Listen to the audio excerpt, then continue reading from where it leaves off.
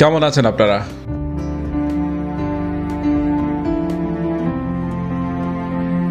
Office আদালত সব চলছে, কারফিউ চলছে এবং এই জুলাই মাসটি সবচেয়ে দীর্ঘতম মাসই মনে হচ্ছে যে জুলাই মাসটি কেন শেষ হচ্ছে না।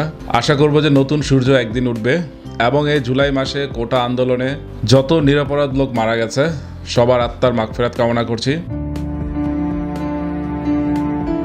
তো আজকে নতুন করে আসলে কোনো বিষয় হচ্ছে এরকমভাবে বলার নেই যে এই সিনেমা নিয়ে কথা বলবো বা এই ট্রেইলার নিয়ে কথা বলবো। অনেক কিছু আছে বিনোদনের, কিন্তু বিনোদনের কথা আসলে বলতে ইচ্ছে করছে না।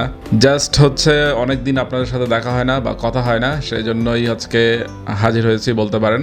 যেহেতু আমার এই চ্যানেলটি একটি মুভি রিভিউ বা ট্রেইলার রিভিউর চ্যানেল, তো চেষ্টা করব আস্তে আস্তে বা ধীরে ধীরে সব কিছুর আপডেট আবার দেওয়ার। আমার কাছে কোটা আন্দোলনের আগেই দুটি ভিডিও হচ্ছে রেকর্ড করা ছিল, কিন্তু তখন আমি দেইনি। তো যাই হোক, আজকে সেখান থেকে একটি ভিডিও হচ্ছে আপনাদের দেখাবো। আমাদের বাংলা সিনেমার গান ইউটিউবে ট্রেন্ডিংয়ে ছিল 4 নম্বরে, তো সেটা জাস্ট অকল্পনীয় একটা ব্যাপার। তো এই বিষয়ে বিস্তারিত এখন আপনাদের বলছি, সঙ্গে থাকুন। হাই, সবাইকে স্বাগত জানাচ্ছি। আপনারা কি জানেন যে গত সপ্তাহে বাংলাদেশের সিনেমার একটি গান ইউটিউব ট্রেন্ডিংয়ে 4 নম্বরে ছিল, কিন্তু এখন এটা বর্তমানে নেমে 8 নম্বরে আছে। হ্যাঁ, বলছি তুফান সিনেমার গান লাগে উড়াদুরার কথা। তুফান সিনেমার গান লাগে উড়াদুরা গত সপ্তাহে অর্থাৎ 5 জুলাই থেকে 11 জুলাই পর্যন্ত এটা হচ্ছে 4 নম্বরে ছিল। আপনাদের আরও একটি কথা বলতে চাই যে বিলবোর্ডের টপ চার্টে সাবরিনা কার্পেন্টারের একটি গান এসপ্রেসো, তো এই গানটি ছিল বিলবোর্ডের 3 নম্বরে। তো সেই গানটিকে হারিয়ে বাংলাদেশের লাগে উড়াদুরা গানটি কিন্তু 4 নম্বরে ছিল এবং এসপ্রেসো ছিল হচ্ছে 5 নম্বরে। কিন্তু এখন আবার টপ চার্টে কিছুটা পরিবর্তন হয়েছে, যেমন এখন 4 নম্বরে চলে এসেছে হচ্ছে রকস্টার নামে একটি গান এবং এই গানটি গেয়েছে লিসা এবং গানটি প্রকাশ হয়েছে 27 জুন।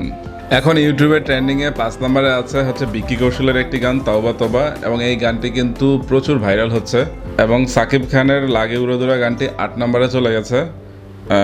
গানটি মুক্তি পেয়েছিল মের 27 তারিখে এবং গানটি লিখেছে প্রীতম হাসান, রাজ্জাক দেওয়ান, রাসেল মাহমুদ এবং শরীফ উদ্দিন এবং এটার প্রডিউস হিসেবে আছে SBF।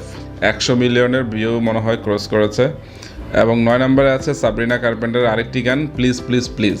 তো সাবরিনা কার্পেন্টারের মতো আন্তর্জাতিক গায়িকাকে হারিয়ে প্রীতম হচ্ছে 4 নম্বরে ছিল, এটা কিন্তু বাংলা সিনেমার জন্য একটি বিশাল পাওয়া। এবং লাগে উড়াদুরা গানটি যখনই মুক্তি পেয়েছিল সেটা কিন্তু চারদিকে এটা একদম ছড়িয়ে গেছে, শর্ট থেকে শুরু করে রিলস থেকে শুরু করে ইউটিউবে বা ফেসবুকে। এবং প্রীতম হাসান কিন্তু বাংলাদেশের একটি রত্ন।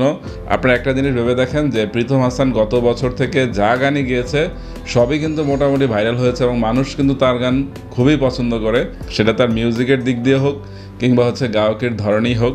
তো প্রীতম হাসান যখন রায়হান রাফির সিনেমা তুফানে কাজ করলো তখন কিন্তু পাবলিক হচ্ছে ভেবে নিয়েছে যে এইবার আরও একটি বিশাল ধামাকা আসবে এবং সেই ধামাকা কিন্তু সত্যি সত্যি তৈরি হয়েছে। কারণ জানেন, তুফান সিনেমায় যতগুলোই গান আছে লাগে উড়াদুরাকে কিন্তু কেউ হারাতে পারেনি এবং লাগে উড়াদুরা যখনই মুক্তি পেয়েছে তখন থেকেই কিন্তু এটা 1 নম্বরই আছে।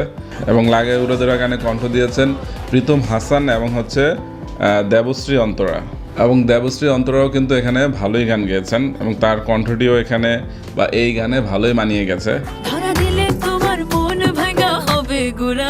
তো যাই হোক, তুফান সিনেমা কিন্তু ওয়ার্ল্ড ওয়াইডও খুব ভালো করেছে।